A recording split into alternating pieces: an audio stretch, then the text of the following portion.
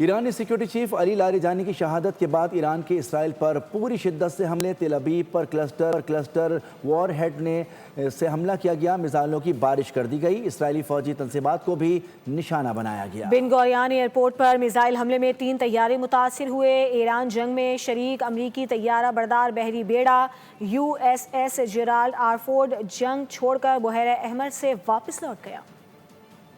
ایران کے security chief علی Larijani کی شہادت کے بعد ایران کے حملوں میں مزید شدت آ گئی، اسرائیل پر میزائلوں کی بھرمار کر دی۔ اسرائیلی دارالحکومت پر خرم شہر 4، قدر، عماد اور خیبر شکن میزائل داغے، 100 سے زائد فوجی اور سیکیورٹی اہداف کو کامیابی سے نشانہ بنایا۔ اسرائیلی دفاعی نظام حملے روکنے میں پھر ناکام، تل ابیب میں متعدد گاڑیاں تباہ، ٹرین اسٹیشن سمیت کئی مقامات پر آگ بھڑک اٹھی، متعدد عمارتوں کو بھی نقصان پہنچا۔ بن گوریان ایئرپورٹ پر میزائل کا ملبہ گرنے سے 3 طیارے متاثر ہوئے۔ تازہ حملوں میں 2 اسرائیلی مارے گئے، 200 سے زائد زخمی ہو گئے۔ اسرائیل نے بھی تصدیق کر دی، ہلاکتوں کی مجموعی تعداد 17 ہو گئی۔ ایران نے خلیجی ممالک پر بھی حملوں کا سلسلہ تیز کر دیا۔ قطر، عراق اور UAE سمیت مختلف ممالک میں امریکی اڈوں کو میزائل اور ڈرون سے نشانہ بنایا گیا۔ اماراتی وزارت دفاع کا 13 بیلسٹک میزائل اور 17 ڈرونز تباہ کرنے کا دعویٰ۔ سعودی عرب نے مزید 3 ڈرونز کو ناکارہ بنا دیا، بیلسٹک میزائل کو فضا میں تباہ کر دیا۔ ملبہ پرنس سلطان ایئر بیس کے قریب گرا۔ ایران کے خلاف فوجی کارروائیوں میں شامل امریکی بحری بیڑا